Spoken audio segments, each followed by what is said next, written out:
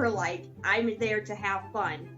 Yeah. And all those people that were like me, sitting there, standing there, up against the wall, being afraid to come off the wall like a high school dance, that was not acceptable to me. And to this day, it's still not acceptable to me because I go get them. Yeah. Right. What? Are you broken? I can't dance. Tonight you can dance. And I make them come off the wall. I don't care if they're moving back and forth, but I want them to know it's okay. We don't bite. You're going home with your significant other. I don't want anybody to walk in the shoes that I walked in because it freaking sucked. Welcome to Normalizing Non-Monogamy, the podcast where we interview incredible people from across the entire spectrum of non-monogamy to hear their funny, sexy, and fascinating stories as they take us on their journey. We always strive to bring guests on the show who have a healthy and positive approach to non-monogamy. However, everyone approaches it a little differently. And at its core, our show is about hearing, highlighting, and learning from the different experiences and approaches people have. With that in mind, it is important to remember that the views and opinions expressed by our guests do not necessarily reflect those of our own. So sit back, relax, and just accept the fact that your time with us will be spent in an awkward turmoil of laughter and arousal. We should also let you know that this podcast will hopefully include some explicit language. If that kind of thing offends you, we suggest you keep listening until it no longer does. If you're under 18, you either need to stop listening or go get your parents and you can listen as a family. The choice is yours. Enjoy! Hi everyone, welcome to episode 14. We're excited today. We have an interview with a couple, Ray and Dee, and they have a lifestyle swinging club that they run in Ohio. Yeah, and we just wanted to do a quick disclaimer.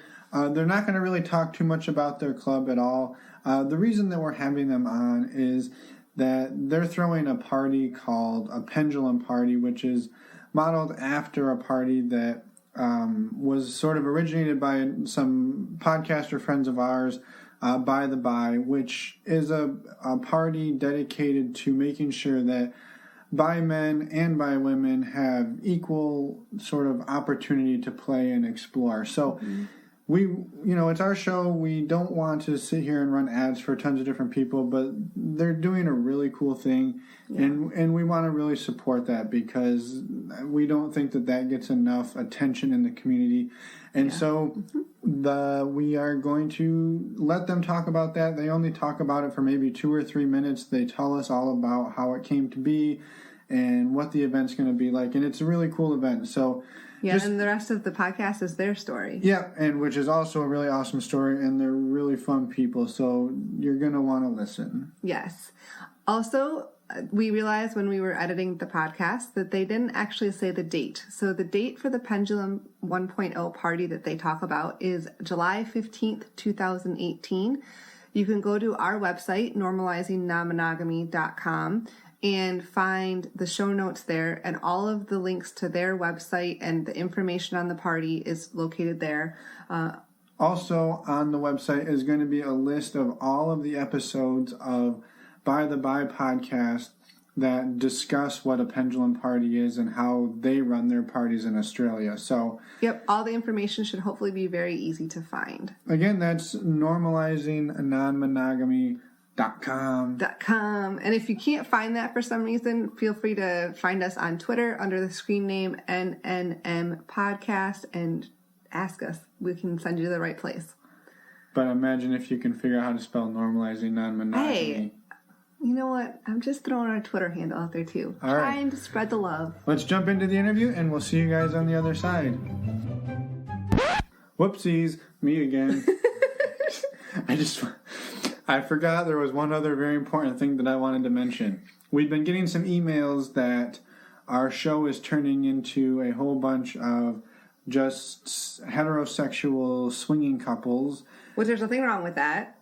Yeah, considering we're that. Yeah, I was going to say. But what we wanted to make clear was that was sort of what we had to start out with. That was the people we knew, and that was the people that reached out to us first. But starting in about 2 weeks, we're going to basically be alternating between poly swinger, more or less from here on out. That's our goal. Yeah, we've got some awesome interviews that we've done with some single poly people, some poly couples, some just all sorts of great stuff. So we hear you, and we're doing something about it, and it's going to be awesome. So stick around. And be patient with us. And now for real, also, if you got beef and you want to hear more poly stuff because you're a poly person, come on the show. Yeah, exactly. Anyway, that's my 2 cents. Now, for real, the last time. Let's get on with this interview. Let's do this fucking interview. Yeah. Well, thank you guys for taking some time out of your Friday night to sit down and chat with us. We've got a really exciting events coming up on your behalf. Talk a little bit about your pendulum party here in a few minutes, but before we do you guys mind introducing yourselves, a little bit of background of who you are, and we'll jump into the party and then your full story after that. Sounds good. I'm Dee. And I'm Ray, and we are the owners of Club Euphoria in Ohio, here in Northwest Ohio. We've been running Euphoria for about 5 years, hosting parties, house parties, hotel takeovers, bars, meet and greets, all kinds of lifestyle-related activities and parties, and that's us. That's what we do. Cool. So do you guys mind giving the listeners a little bit of background as far as like how long you've been together and approximate ages? I will be 46. I'm 34. And I picked him up in a bar. Believe that one. And when I met him, I told him, we were both going through a divorce, that I was using him for sex because you didn't want all my baggage. And 7 years later, we're still not married, but I'm still using him for sex. So we did get engaged. It did. It worked out. It worked out. We got engaged back in March, and we still haven't even set a date. So. Well, congratulations anyway. Yeah, That's thank very you. exciting. Thank you. Thanks. Yeah. We've been in the lifestyle for about 6 years probably now. 5-6 years. I don't know. We quit counting after so long. But it kind of, the reason, the way we migrated into the lifestyle was because in my first marriage, the first person I ever slept with was my first wife. So when I got divorced at 26 or 27, whatever it was, I had still only ever slept with one person in my entire life. And she was the second person that I slept with. We met, and we got it on, and it was great. And but after a few months, I was like, I feel like I need more experiences, and I need to, there's just, I need to do more. I mean, that was kind of one of the problems in my first marriage was I didn't have any other experiences, and I felt like I was missing, I don't know, something that was out there, or just, right. So that's kind of how we migrated to the lifestyle. As I told her, I love you, I want to stay with you, but I also feel like personally I need to experience other things and see what else is going on out there, and for my own curiosities and satisfactions and whatever. So that's kind of how we started in it, as looking for a single female as a third. And after about a month, we were like, well, this is not going to happen. We were like, okay, well, this is not as easy as it was supposed to be, So then we just kind of, we just jumped in full force and, met some couples and went on some dates, and, I guess the rest is history, so they say. And Dee, it sounds like it didn't bother you too much. Maybe it seems like you were on board pretty early. I was, because he's pretty special to me, and he came home from work one day, and I just told him. So I created us this profile on SLS, and let's see what happens. And I wasn't too sure, and man, let me tell you, that drama, that ugly green monster, I had it bad. Oh my God, the jealousy. Oh my God, I was horrible. So even though you were just using him for sex, he was still special for you. Huh? Oh yeah. Oh my God. I'm like a bad penny. You can't get rid of me once. Once I got my claws in, it turned. Yeah, she caught feels right away. Yeah. Whatever. But I wanted him to experience more, and I wanted to do it with him because, like he said, he'd never experienced life. He came from a very religious upbringing.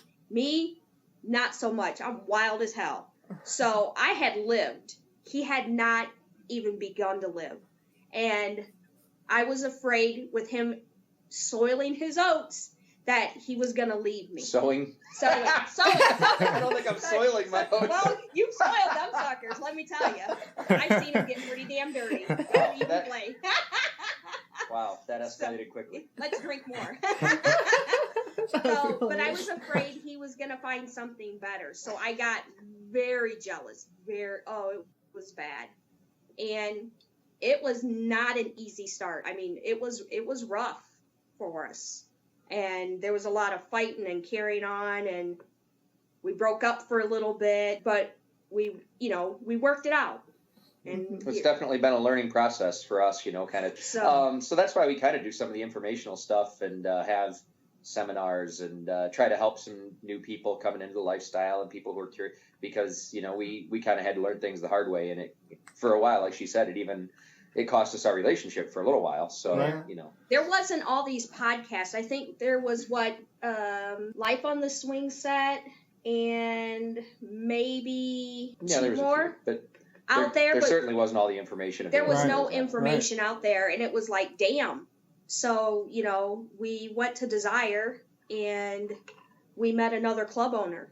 Okay. And he was like, you guys have what it takes. You guys need to go to Ohio. That's a dead market. And he told us, I want you to do pretty much A, B, and C. And so he goes, here's my number. Don't give it to nobody. So we came home. I said, honey, I want to do this. He's like, no, we're not doing this. I'm like, oh, come on. It'll be fun. So I roped one of my lifestyle friends into doing it. And our first meet and greet, he had to work. And I was messaging him. We had 100 and some people show up. Our first meet and greet. I was like, what the hell? Our second one, we ended up taking over a bar. And so I messaged him, and I'm like, so this is what happened. He goes, well, you don't need my help. You got what it takes. And I'm like, no, I need more. How, why? He's like, you'll figure it out. Good luck. And this was the other club owner. Yeah, because I don't know what the hell I'm doing, right? Yeah. Just like you guys learned your podcasting from fellow podcasters, we had to learn club, etiquette and meet and greets from other club owners and other business people.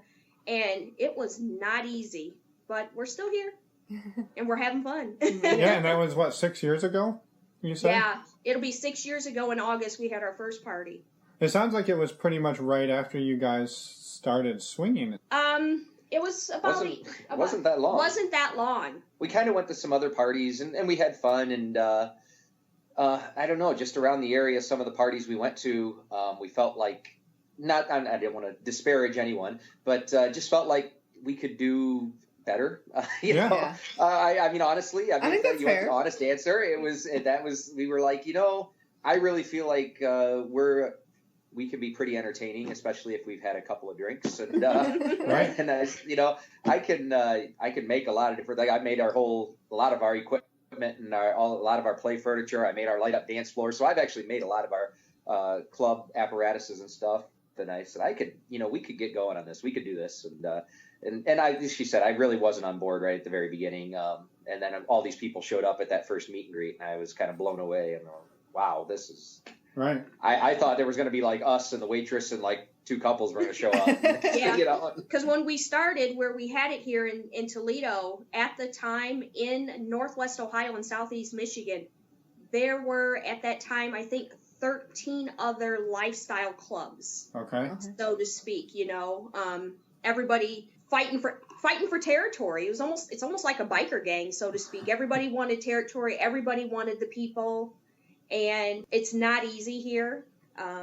It's not easy in Michigan, but you just got to keep going. You got to keep pushing and keep moving forward. And now there is, that I know of, in Southeast Michigan, one party. Yeah. Other than that, it's pretty much us. You see like some littler parties, but there's only a few signups. We're it. This is all. It's just us now, and it's like, oh boy. Yeah. That's kind of the nature of the beast, though. Yes. In the lifestyle, clubs, people, whatever, it all comes and goes. It's an ebb and flow. Ebb and flow like the tide. Yeah. Well, I wanted to say that, We definitely want to get back to more of your story, but the one of the things that really caught our attention when you guys said hi on Twitter was you guys are a club, but you're also doing something that not a lot of other clubs are doing, and you're throwing a party in 2 or 3 weeks here that's very unique. And I was hoping you guys could talk a little bit about that and sort of the origin of that party and how you guys are going about it and how it's looking for you. Pendulum. Yep. 1.0. Yeah. I'm a huge podcast listener. If you guys don't know, I'm a Twitter whore. I love Twitter. I love interacting with anybody and everybody that's podcast related because you all have taught me so much, and there's no other way for me to pay it forward to you. So, By the By podcast is probably my third favorite podcast of all of the ones I listen to, and I'm so intrigued with Bradford and Angela and their bisexuality and the rawness of it. And so I get so turned on when I hear them talk about their pendulum parties and how they've gone, and I'm just like, oh my gosh. So I reached out to them and it's like, hey, I follow you guys. I don't know if you know who I am, but I want to do a pendulum party. Can you help me? And they were just like totally blown away. Like, are you serious? And I'm like, I just think it's a great thing that you guys do. And we've got a lot of bi men that have started circling our club like sharks in the water. And I said, in the past few months, we've had multiple bi men sign up and come to our events. And they've approached me and asked me if Ray was bi, and I'm like, no, he's not, but thank you. And then they want to know, is bi play accepted at your house parties? And it took me for a surprise because that's never been asked, which it's always okay for bi women, right? But the stereotype with bi men is, ew, no, we don't want to see that. So I had to choose my words very carefully so not to offend this gentleman. And what I told him was, I'm going to be honest with you. If you go out there right now and start bi play, the mood is going to stop. And the men will probably run and go, I'm not seeing this shit. They'll probably pack their stuff up and leave because there is a lot of homophobia in this lifestyle, believe it or not. Mm-hmm. I said, but there's a lot of us women out there that will be busting through the door because we want to see that. Because I want to see that because I like to see that.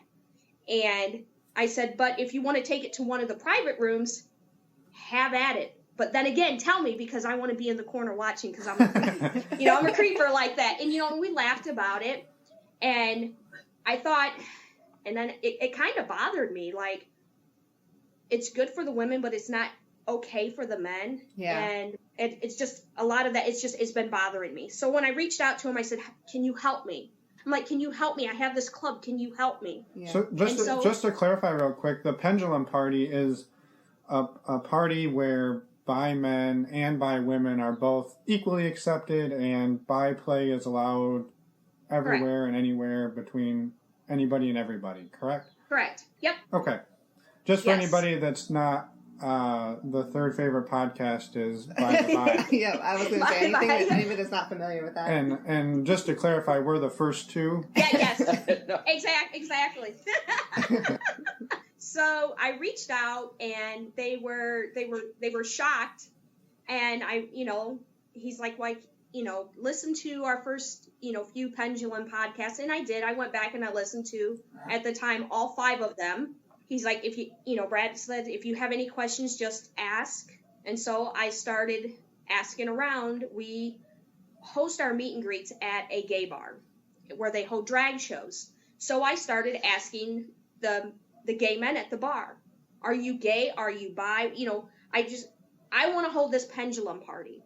And some men didn't know what it was. And so I said, those that swing both ways. And I've got a huge response back from them. Oh, cool. And then I asked another female friend what she thought, and she's like, well, that's interesting because I've hosted educational classes on this very subject.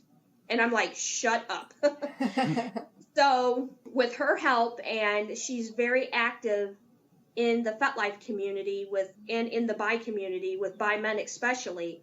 She's going to give the educational part of it because I am not educated enough in this. So I want to learn from her. Mm-hmm. We're just going to talk about, safety and, cleanliness, what to do before, what to do after. So I messaged By the Bi back and said, I'm going to do this. We're going to call it Pendulum 1.0, and not to take away from your name, but still give you credit. Right. All of their episodes are listed on our website so that people can go back and listen.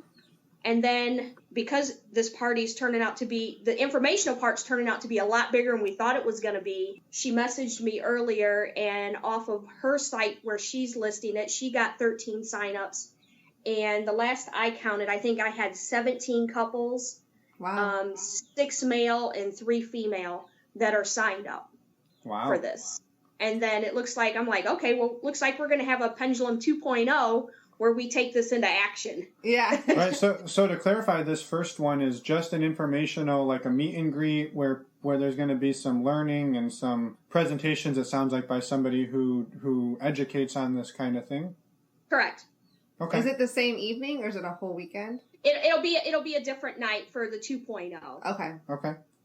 Very cool. And for anybody in the area or who maybe wants to fly in for this event, when or is drive it? In. Yeah, when is it and where is it? And I guess give people the quick details and then we'll jump back to your story.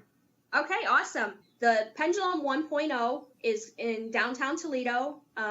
It's at they're now changing it to an alternative lifestyle bar because the swingers have taken over almost, and so it's become a lot of fun down there. The bar is called Mojo's, but we are taking over the drag stage for that day because that part of the bar is closed. So this is a private only event. You got to be on our list, just for the sake of keeping people's and is it a free event? It's $5. Okay.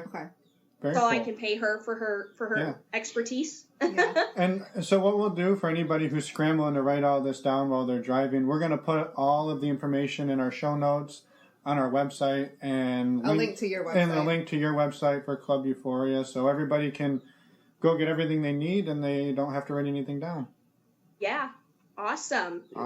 So back to you guys. You started dating. You started swinging, then you got jealous, and then you decided to open a club. Yeah. Pretty much the normal, normal road. Well, there was desire too. That's just how it happens, So how did you, I guess, work through some of your jealousy? The hot tub. At Desire? Well, the hot tub at Desire was some crazy shit happened. That might have been the creation of some jealousy, actually.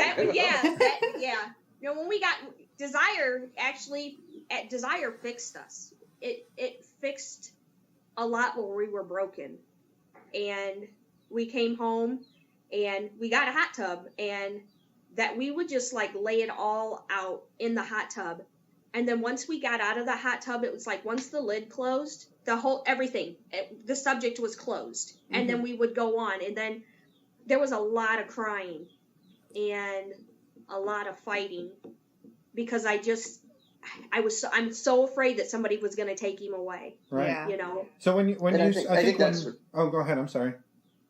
I was just going to say, I think that's, that's what breeds the jealousy in a relationship is the insecurity. So it takes time. Especially when you jump into swinging fairly new in a relationship, you haven't had the time to build that trust and that, when you've been married to somebody for 30 years and you've officially reached that stage, like, you're not going anywhere. We're too invested. Nobody's leaving.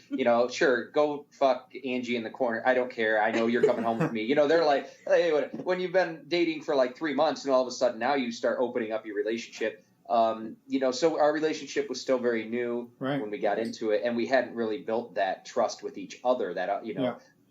So I think that kind of helped breed some of the jealousy, and so it just took some time and a lot of talking. Podcasts, some of the podcasts helped, but mostly just sticking a toe in the water and a little bit, and then kind of back up, talk about it, maybe a little more, and then back up and talk about it, and it progressed slowly. after we had to take those few steps back, you know, because we had issues, then it progressed very slowly, and we kind of just made our way back in. It was interesting you say, too, though, that people who've been together for 20 or 30 years, that they're not worried about that. But I imagine on the flip side, they probably look at it and say, oh, well, do you not find me attractive anymore? And I bet it brings up a whole different set of insecurities. So Right. I mean, absolutely. But I also wanted... Oh, go ahead. You know, I think that when you've been together with someone for whatever, a long time, you know, they say variety is the spice of life. I think that is absolutely true. That sure. It you know, it doesn't have anything to do, for me anyway. The way I look at it is whether you're attracted. I mean, I'm always going to be attracted to D. You know, that's not just a physical attraction thing. That's a chemistry. It's a bond. You know, so that's deeper. But there's the physical attraction part is. I mean, I'm always going to look at women when they walk by. If they got a nice ass, I'm going to turn and look. I don't know. That's something inside me as a man, I guess. And it's nice to be, you know, in a relationship where you don't have to hide that, and you don't have to come home and fight because she caught you looking at somebody's ass as they, you know. Right. So that whole variety thing, I think, even for couples who've been together for a really long time, we know a lot of couples actually who have been together for a long time, and they'll tell you right to your face that swinging saved their marriage. Yeah. That, you know, they were ready to get divorced, and the only reason that they were able to stay together is because they found this lifestyle and realized that they don't have to cheat on each other. They can do it together. You know, they can enjoy it with each other. So. Yeah, we definitely heard that over the years too. And I'm happy you said that, because one thing that you see a lot on the profiles that people write are, it's like they want to overemphasize how, like, our relationship's perfect. There's nothing wrong. We just want to, this is something we want to explore. And I think that's great for some people, but I don't see anything wrong with if your relationship is struggling and you think that this is the thing that might fix that. Like, I don't see anything wrong with that. If you got into this and it made your relationship stronger or it saved your relationship, I don't think there's any shame in that. No. And being able to say, hey, yeah, we went through some rough shit and now we're doing this and we love it and we're stronger than ever. And or even if it didn't save your relationship. I mean, it's something to try it, and maybe it didn't work and you go your separate ways, but you would have done that anyway. Right. So. Right. Yeah, usually it's kind of a double-edged sword, I think, because usually the advice we give people is that if your relationship is going poorly and it's not in a good place, you probably should not be migrating into the lifestyle. That's the general, you know, that's the safe advice to give most people is like, this is not, usually it's not going to save it. It kind of holds a magnifying glass up to the problems. Right. There's different situations for everybody. And a lot of those people are younger people who, you know, they think that they can jump into this. And I found that mostly the couples like I was speaking about, where they've told us that, you know, this saved their marriage, or it was people who've been together for a very long time. You know, they've been married 25 years and they just needed a change. They needed to try something new. They were bored. They had no spice in their sex life anymore. So this, in that way, you know, that saved their relationship. Because I just don't want to throw that out there and be like everybody who's, you know, if all you do is argue with your girlfriend, you should go fuck other people together, and then everything will be okay. Doesn't always work. I was wondering if you could elaborate on how Desire, like you said, it fixed a lot of the problems that you were having, and we actually had a very similar revelation when we went to Desire. We weren't necessarily having tons of problems, but we were sort of on the verge of getting out of swinging because we were just sort of fed up with the environment. Yeah, we had a lot of stressful stuff happen in our lives at that point too, and going to Desire just like kick-started our relationship again, and just it was an amazing week, and we came back from that like way more rejuvenated than we had been in years. Mm-hmm. So if you could talk about your guys' experience, that'd be wonderful. We were talking but living in different households. He had his, I had mine.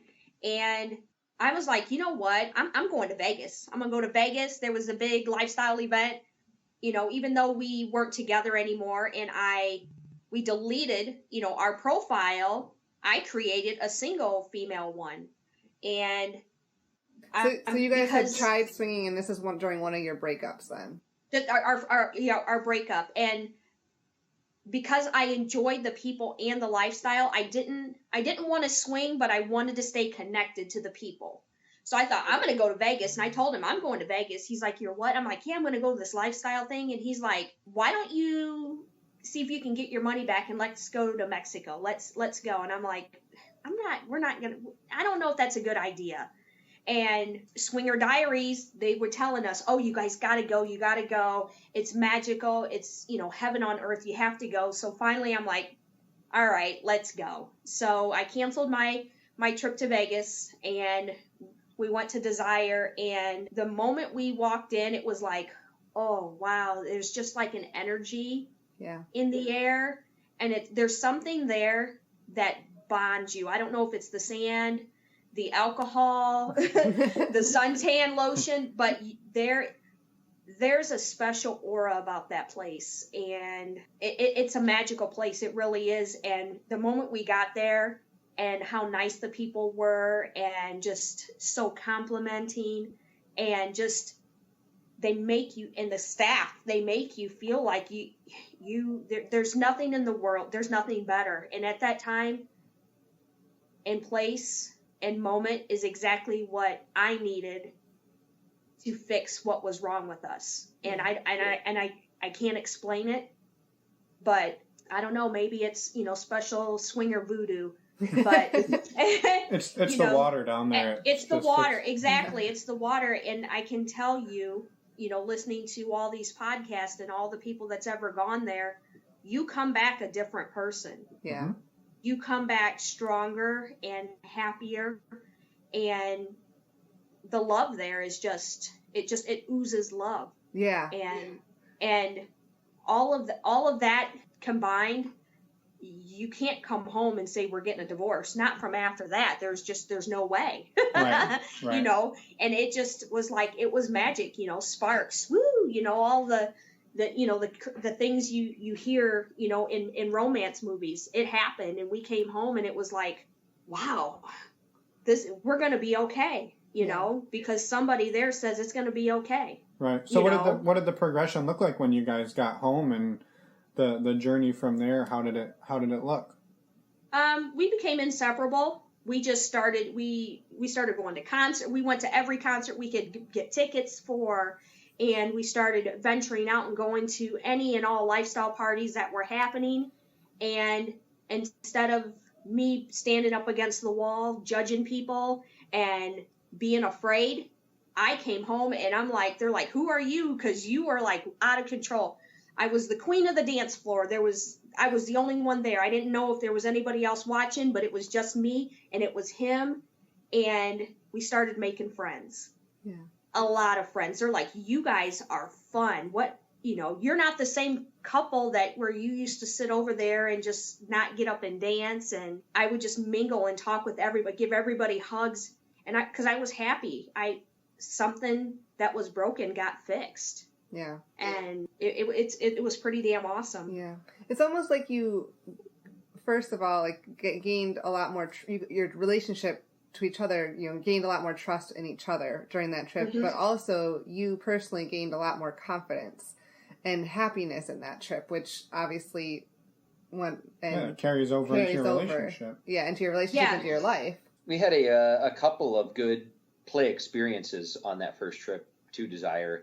And it had been, like we'd said, there had been a lot of drama and jealousy and everything involving the lifestyle leading up to that. And of course, with our separation that, we had an amazing week there. We had a couple of really good, sexy, erotic play experiences together. And that was really, I think, kind of the stepping stone to like, hey, this is possible. We can have a great sexual experience with other people and not have it end horribly with yelling and screaming and a fight on the way home. We can go back and have some more sex in our room, or we can go and order some room service or whatever and sit around and talk about what just happened and how sexy it was. And that fact that we could have those experiences and not have it end with a bunch of drama, that was really the big thing that helped us go forward from there, So when you guys came home, did you get back into the lifestyle locally and start building on that? And yeah, we became like we were those people. Here comes Mr. and Mrs. Party. Because when we walked in the door, we made our presence known. I was already, a few cocktails in, and I just got loud, and people were like, I'm there to have fun. Yeah. And all those people that were like me, sitting there, standing there, up against the wall, being afraid to come off the wall like a high school dance, that was not acceptable to me. And to this day, it's still not acceptable to me because I go get them. Yeah. Right. What? Are you broken? I can't dance. Tonight you can dance. And I make them come off the wall. I don't care if they're moving back and forth, but I want them to know it's okay. We don't bite. You're going home with your significant other. I don't want anybody to walk in the shoes that I walked in because it freaking sucked.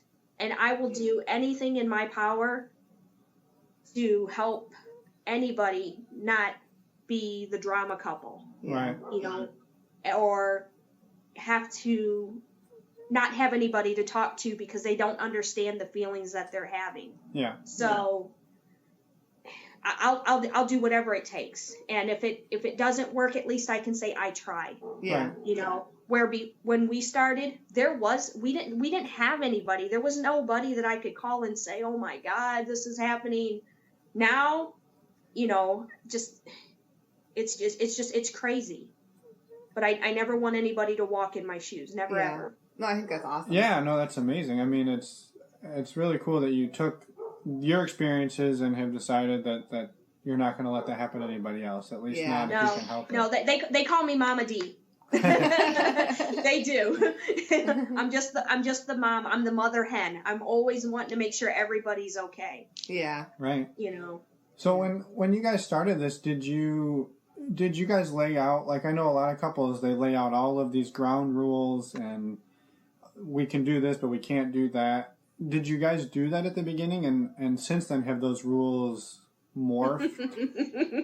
Oh, yeah. Yeah, we laid out a whole bunch of rules. And, what was acceptable and not acceptable. And we found that more often than not, you get into the moment in the heat of battle and things just, things tend to go out the window. And it was really, we tell people, if we're holding a newbie seminar or something, we tell them, hey, if you lay out ground rules before an experience, you have to stick to those. Don't renegotiate in the middle of having sex with a couple. Yeah. Stick to your ground rules, and then afterwards you can talk about your experience and renegotiate. You talk, if you want to change things. But I was. I wasn't very good at taking my own advice, I guess, and so pretty much what it came down to for us is as we got more secure, a lot of the rules that we started out with, and gosh, I can't even think what a lot of the rules were in the beginning. But remember when our first date, we were like, no kissing? What the hell is that? That is so stupid. Yeah, that doesn't work. That lasted a whole one date. So that didn't go over well, and that just feels it's so hard not to kiss. Like that's the first thing you do. You're like, and then if you go in to kiss, and then you're like, oh wait, I can't do that, and then it's just not. That doesn't awkward. Like, my dick is like, what are you even doing right now? Like, you're so confused. It's And then it was we had we could only finish together. Remember that one? Because we could control orgasms because we're that magical, right? There was that one. Over the years, they pretty much have come down to now that we just always use protection, and we tell usually beforehand if somebody mentions that, hey, don't try and stick anything in her ass, okay? Because she's like that. But, but pretty much just now the only rules really are to make sure that you're safe and use protection, and other than that, we're pretty much open to whatever. Just play it by ear, and if we're doing something that you don't like, we'll tell you. And, communicate. On the lines of protection, do you guys, how do you guys handle like the conversations around safer sex, or not safer sex, sorry, safer sex, but also getting tested and, having that discussion's not always easy, it's not always sexy, and do you guys do anything to promote that at your parties, or just between the 2 of you, or the 4 of you, or the 12 of you, or however many there are in the room at the moment? Well, yes. I mean, obviously we provide, usually all of our parties are BYOC, so we tell everybody make sure you bring your own condoms. We always put some out at just to try and promote safety, and we usually keep out gloves and lube and condoms and whatever, anything that you need to make sure it's a safe and clean environment, and that but as far as testing and stuff goes, to be honest with you, it's a conversation that it doesn't come up as often as it should. Yeah. We found that it's very, very rare for a couple that would, before we would play, somebody, and it like I said, it should come up more than it does. It should, as a responsible swinger, we should talk about it more than we do. Right. But it just seems like you get partying and having fun, and you start drinking, and and it's like you forget to say, hey, have you guys been tested? Do you know any recent partners or anything? Has anything come up that we should know about?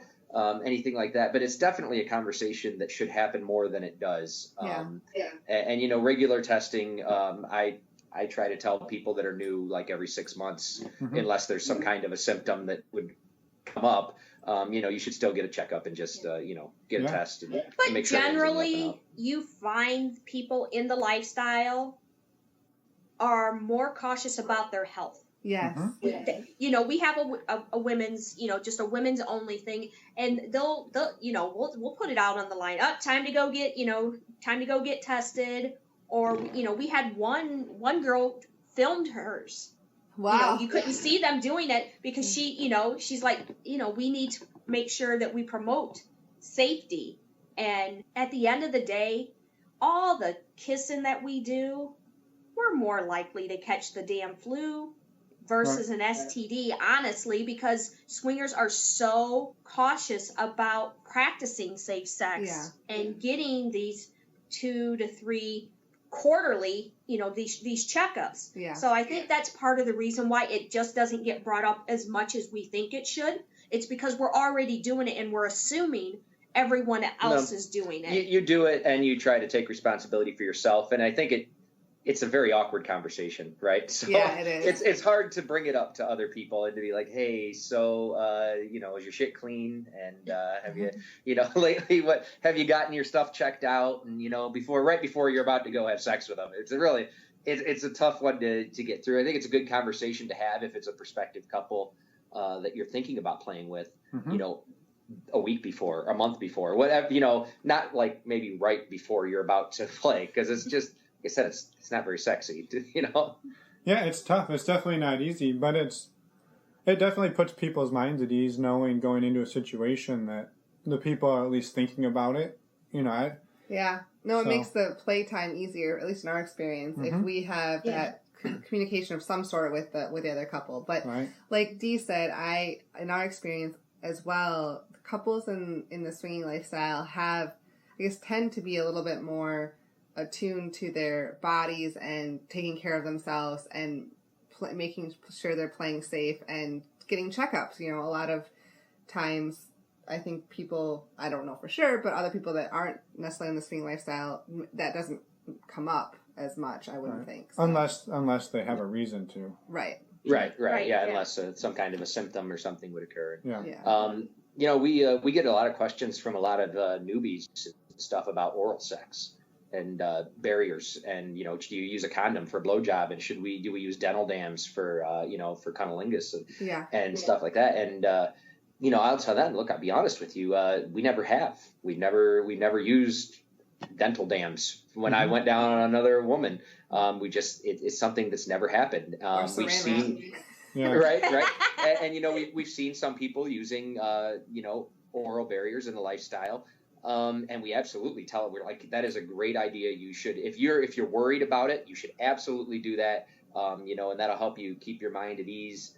And, but then usually the next words out of my mouth are that in this lifestyle, if you're going to do this, there is a certain amount of unavoidable risk that you assume.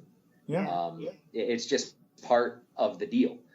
So you have to decide for yourself. Everybody has to decide for themselves. What is the acceptable amount of risk that that we are as a couple, we're willing to take in this lifestyle, right? Yeah. Right.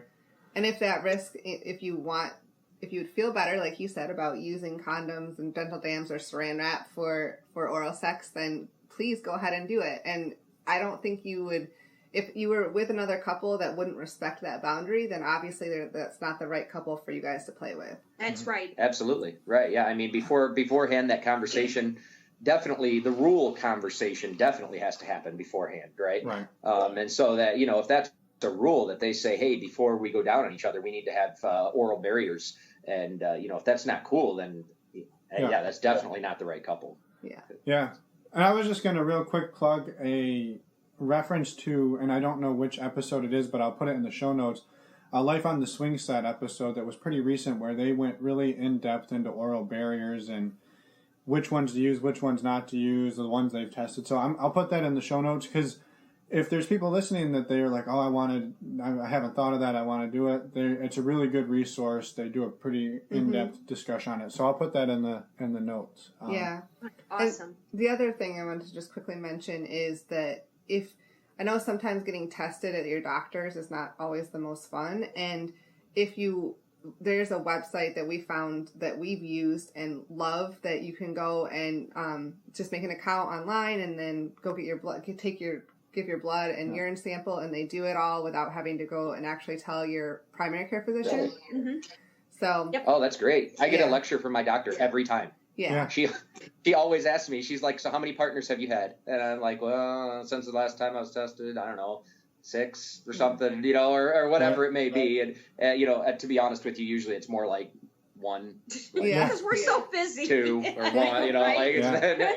The numbers aren't what they used to be, I'll tell you that. But, even when I say it was 5, 6 or whatever, and she just gives me that look, and she's like, you need to, be with one person and you need to stay monogamous, and you need to, and she will actually tell me that. She'll actually say, if you're worried about catching something, you need to just be in a monogamous relationship. That's the only way you're going to be safe, to know you're not. We went through the same thing, and we found this website, and it's STD Test Express for anybody who's interested in it. It's awesome. You just go to like LabCorp or Quest and get your blood drawn, and you can like make an appointment for that day, and you usually have your results the next day online. It's super fast. Yeah, and if you do need to talk to a doctor afterwards, if something, talk to a doctor. well, and they give you recommendations if something does come back abnormal. So absolutely, I'd like to get the information for that so we can share that with everybody, and absolutely, it'll be in the show notes. Yeah, just like everything else. Right. We'll send it over to you, and we'll send you guys the link too. So. I was curious for Ray, have you experienced any of the jealousy that Dee experienced, or have you been pretty much?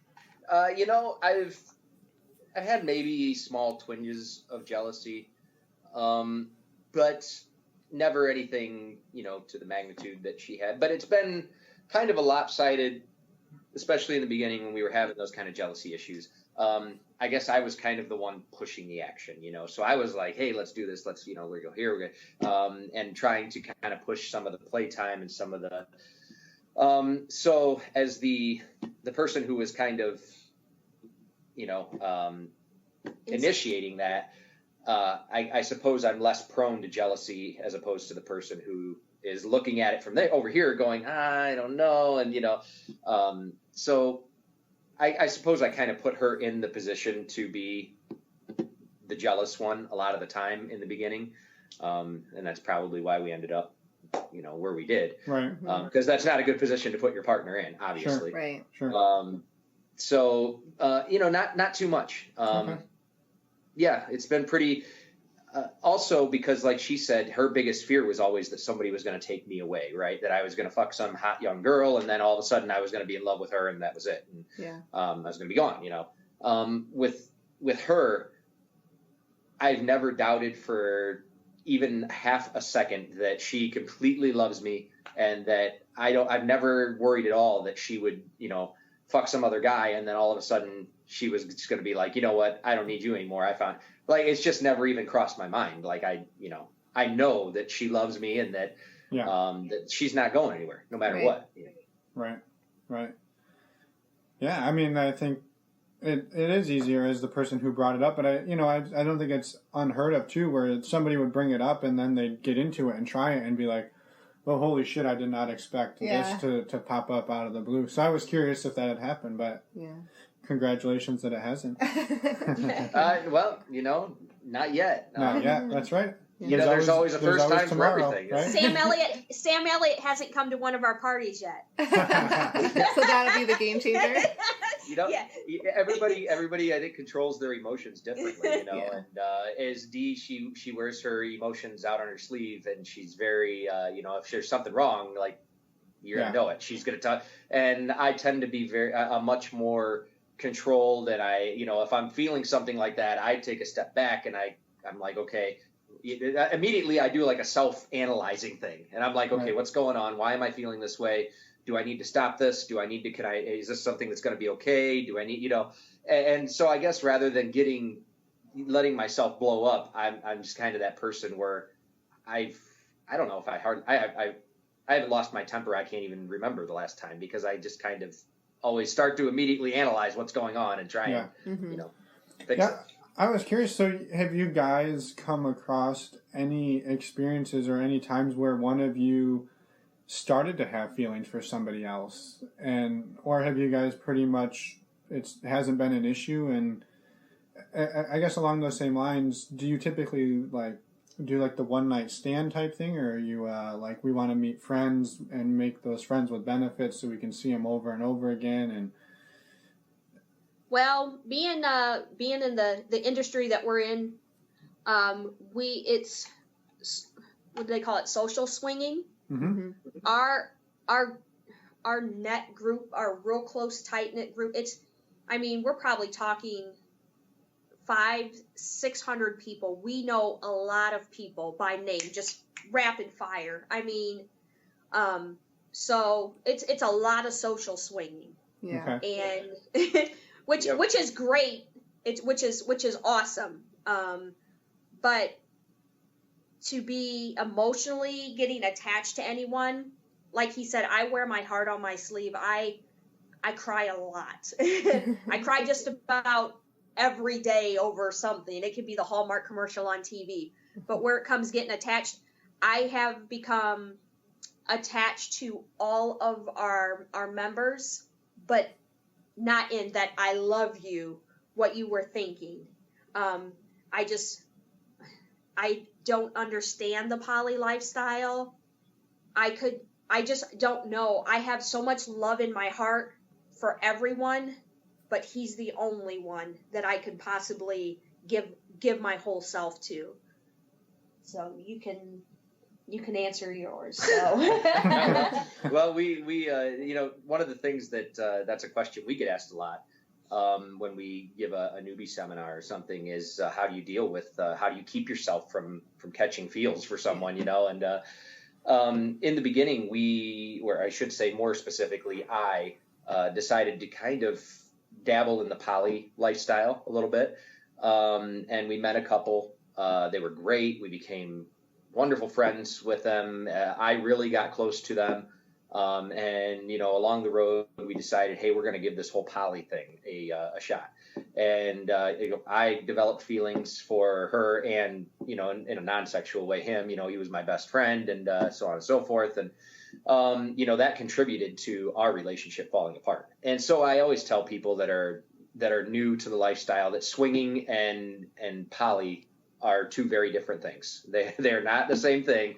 And if you want to protect your relationship and you're afraid that your partner is going to, you know, fall in love with someone else or they're going to get emotionally involved, then you need to have some pretty clear rules about what's acceptable and what's not. And I tell them that communication is that the sex isn't going, just be having sex with someone, that's not going to make you fall in love with them, right? When you go out to a party, and I said it's communication that you fall in love with. You fall in love with someone's mind and their you know, their intellect and their humor and their so if you're worried about falling in love with someone, I tell people then you can limit contact, right? With couples that you play with, you can limit how often you play, on how if the opposite sex of each couple is allowed to privately communicate with each other. Yeah. That's a big one for us. Yeah. We don't for us, it's fine for her to communicate with whoever because I trust her completely. It's not an issue. I really limit my communication with the opposite sex of other couples, especially if they're a couple that we play with, just for that reason specifically, because it can sometimes that line can get a little gray where you're having sex with someone, especially if it's on a regular basis, especially if it's like a partner that you're playing with fairly regularly, and now you're talking to each other all night at work and you're texting and laughing, and especially if it's a private conversation, sometimes it's hard to see where it crosses that line, you know, and all of a sudden you're like, wait a minute, I think I'm starting to feel something for this person. Right. So that's a good way that we practice a lot, or I do anyway, is I limit contact with the opposite sex of any play couples usually that we Yeah, a couple of things on that. One is I wanted to just make clear too that they are very different, but there are people who manage to do both at the same time, which is very fascinating to us, right? Yeah, absolutely. Yeah, it is fascinating. And the other one was something that you said that I think is super important that's come up a few times is you have rules for you and you have sort of rules for her, and they don't necessarily have to be the same rules. So I think that was really kind of nice that you're like, hey, she can talk to whoever she wants. I've decided to self-regulate and not do this just to spare her feelings, but you didn't say, well, if I'm not going to do it, you can't do it. So I think that's really enlightened of you that you don't have to like impose your rules upon her. Just, you know, I think it's fantastic. Yeah, well, it shows that within each couple, you're still your own person. Yeah. And you can work out rules for each other, but somebody might be in a different place than the other person, and that's totally okay. Mm-hmm. Yeah, absolutely. You know, when it comes to her, like I said, I've just always trusted her completely. And so after the whole poly experiment with us in the beginning, there was a huge break in trust there. And you know what they say about trust is that it's very easy to gain, almost impossible to get back once it's broken. Yeah. And so, you know, we worked a very long time and to get that trust back. And that's not something that I'm really ever willing to put on the line or risk again for any lifestyle, for anything. Like you said, it's just something that I self-regulate because, like I said, it can get into a gray area kind of quickly and without even realizing it. So it's something you have to be careful of and constantly be aware of, you know. Yeah. Right. Along the same lines, I think you said about the texting thing. I know that in our experience, a lot of the couples we talk to, we do a group chat, and a lot of people do that. But I think it's respectful of certain couples too, that if you're gonna want to talk with the opposite sex or one-on-one with one of the other people in the other couple, it's good to ask that of that other couple because you don't know what their rules are. Mm-hmm. And I think before you just take off and start texting one of them, you know, I think it's just respectful to be like, hey, do you mind if I leave this group chat and say something else? Or I don't know. I think that in our experience, that's nice to do. I completely agree. I think I look at it just like anything else in the lifestyle. If we were at a party and I wanted to kiss you or touch you, or I would ask permission. Is it okay if I were to kiss you? I think it's just like that. Especially I'd say even more important than that, because now you're dealing with emotions and with a potential for there to be a lot of drama. So I think that asking permission is absolutely the correct way to go. Yeah. I wanted to ask one question. I know it sounds like swinging lifestyle has given a lot to your relationship, but there's also been challenges as well. Do you foresee any chance in the future of stopping all of it and closing it back off? For me, I'll tell you the answer is no. I just can't see not being part of this lifestyle anymore. It's ingrained in our entire lives now. All of our friends, we don't even have vanilla friends. I mean, it's just not even fun to hang out with a lot of vanilla people anymore. So it's really our lifestyle is almost our lives are kind of centered around the lifestyle for the most part anymore. It's like you go out to a bar with a vanilla couple and you sit there all night and you drink and talk and then just go home. And I'm like, how do you go back to that now? Like, I'm walking out the door and I'd be going, wait a minute, what's going on? We're not gonna we don't go flirt to bars or kiss. We're not gonna fuck. We're not gonna do any. Like, we just talk and then go home. That's so basic. What are we doing? And not talk about anything personal either, I feel like. Right. Isn't that the great thing about people in the lifestyle though? Is you become close friends immediately almost, because there's almost nothing that's off the table to talk about. Everything's open, it's like, what have you got to hide from someone when you're naked when you meet them? Well, we get asked that a lot. If we're done with Euphoria, would we be done with the lifestyle? And it's like, no. People, they'll leave it, and all you do is you think about all the sexy times and all the sexy people and everything, and it's always in the back of your mind. And I don't think, once you're in it, I don't know how people quit it and stay away, because we couldn't. We just, oh my God, it would be just, it would tough, be, especially it would be if you've tough. had good experiences. You know, if it was all crap and all you ever had was trouble and drama, then it's fine, you can quit it. But once you've had good experiences and seen what it can be, it's very tough to just not want that. And so, you know, now I hear when all, like you podcasters, you get emails from people saying, you know, how do I get my wife into this? And my heart almost breaks for them, because it's like, they really are missing out on some of the most amazing times in their lives. And it's like, we only got one chance at this life, you know, just try it. You know, it's just, I don't know. I can't imagine where we would be today without it. I don't think we would be together. I think he would have had to go out and soil my oats. And soil his oats. some more oats. and soil his oats. Yes. Crap on my oats. Crap on his oats without me. And you know, and I just, you know, I'm so glad we're doing this together. You know, and you know, I'm up for just you know, he gets me into some crazy shit, man. But you know, I'm along for the ride. You know. And there are times I, you know, drag him along for the ride. You know, this trip to Naughty in New Orleans I've been wanting nothing more. And finally, it's like, I'm going. He has no clue what he's in store for. I wanted to know, you seem pretty public about your lives. Are you out to your family members? And I know you said you don't really have vanilla friends anymore. So do people know? It's not something that we really actively hide, but it's not something we advertise either. Yeah, that's fair. Yeah, I mean, go with your family. I'm not. Yeah, to my family, I mean, I have suspicions that some of them do know. I'm sure they do know. Your mom, I know she knows. But it's not. No, I don't like go tell my family. It's not. It's one of those things that, you know, I just don't feel like it's any of their business. Right. Right. You know, so I'm, like I said, I'm not ashamed of it, and you know, if people find out, I don't really care. Yeah, or if they flat out asked you, you would tell them.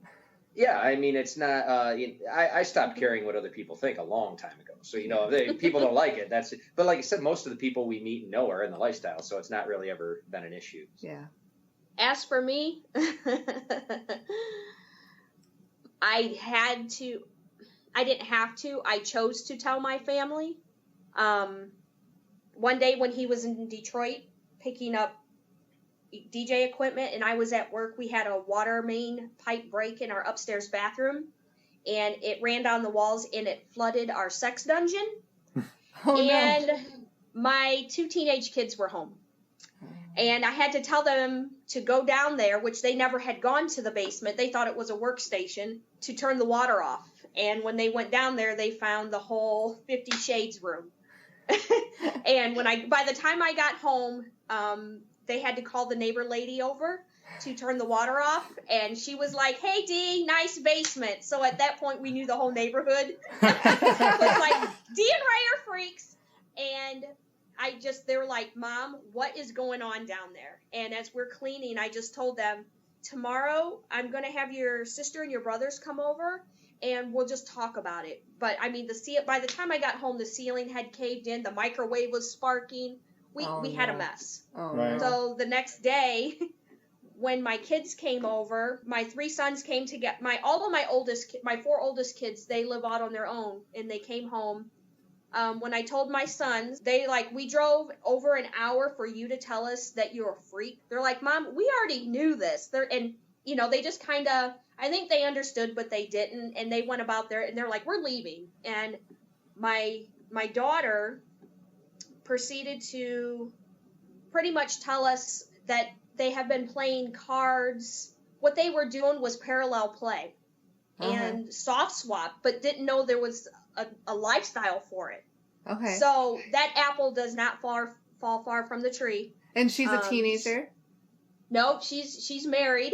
Okay, now. she's in her 20s, and you know, at our real big events, Halloween, New Year's, my son-in-law and my daughter work the door for us. And they've had other couples that have hit on them at our parties, and she's like, before you go any further, I need to tell you who my parents are. And then they're like, oh God, no, you're like off limits. No, you're Dee's daughter. What is wrong with this situation?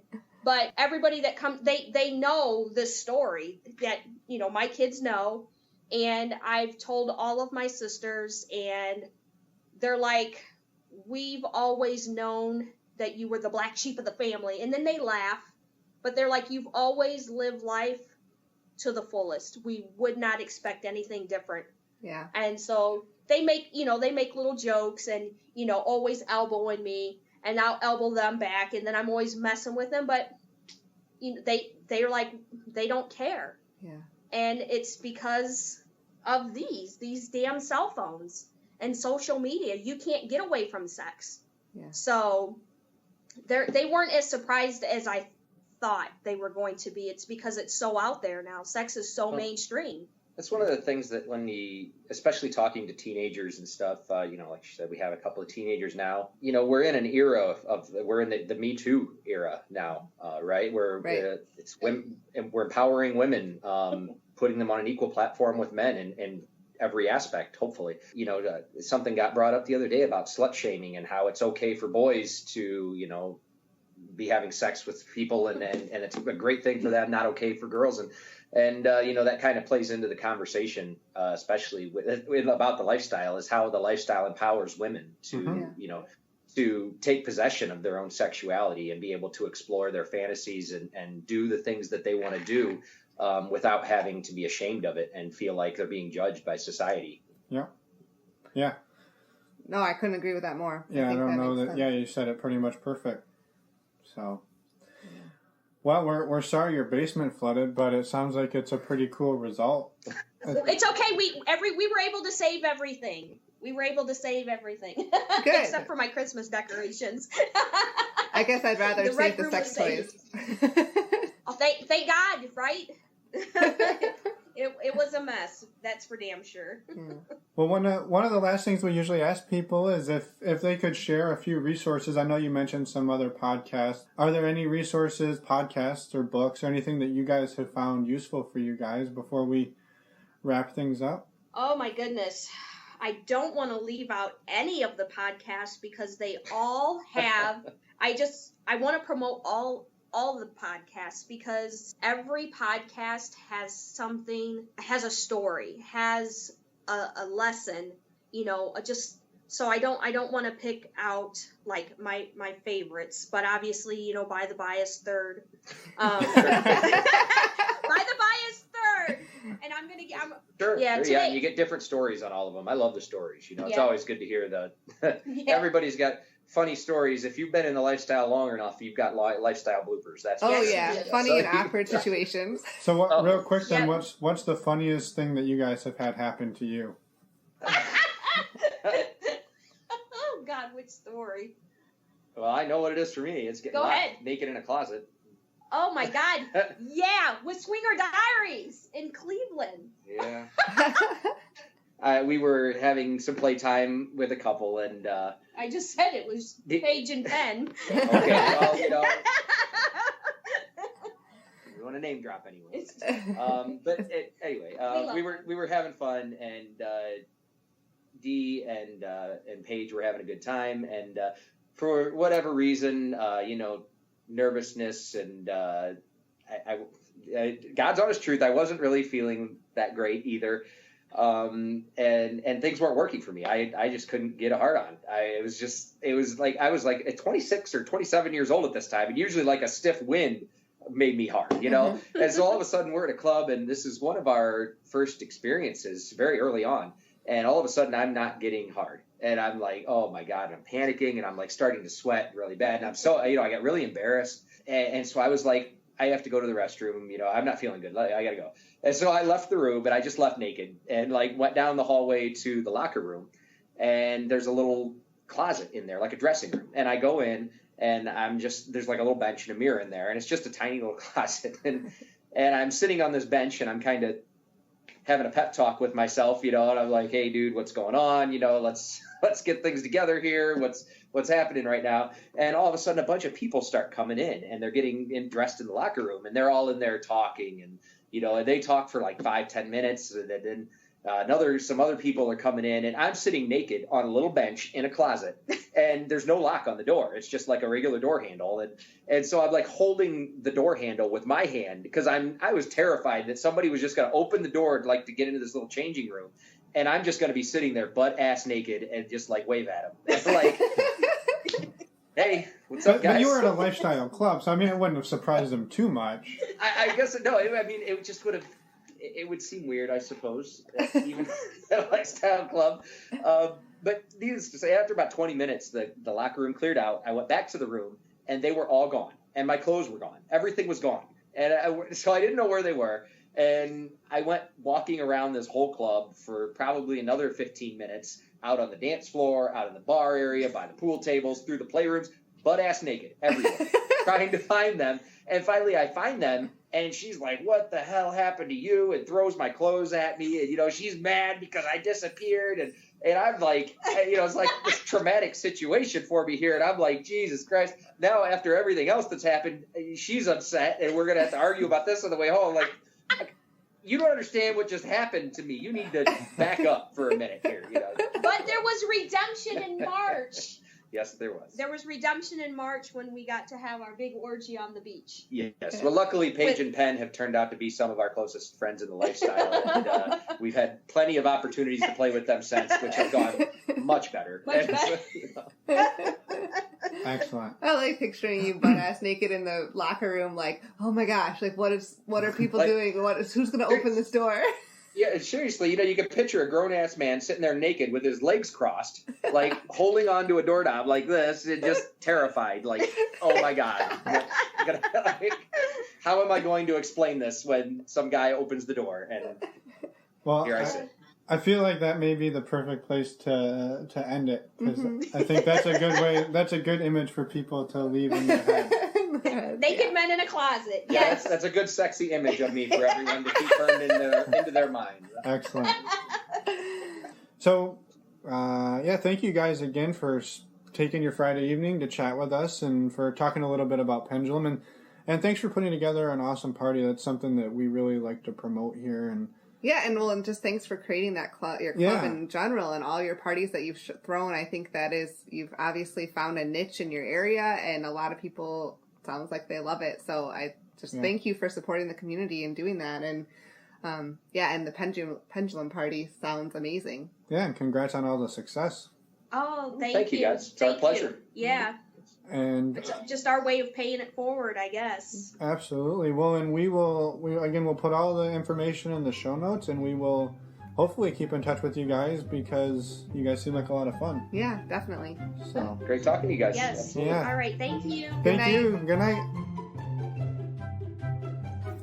Hello, we're back. Since nobody ever listens this long, that we can. I think people do. I think they turn it off right when they hear the music start. Oh, maybe. Anyway, we're back. One quick reminder, the dates for that party that you're definitely going to want to check out, the Pendulum Party, July 15th, 2018. So if you didn't listen to this episode promptly, tough titties. You missed out. Well, maybe they'll throw another one. You never know. Yeah, 2.0. 2.0. Well, no, that's 1.1. 1.1, maybe. 1. They can also go listen to the buy episodes on the Pendulum Party. Or fly to Sydney and go to the Pendulum parties. There's lots of options. Yep.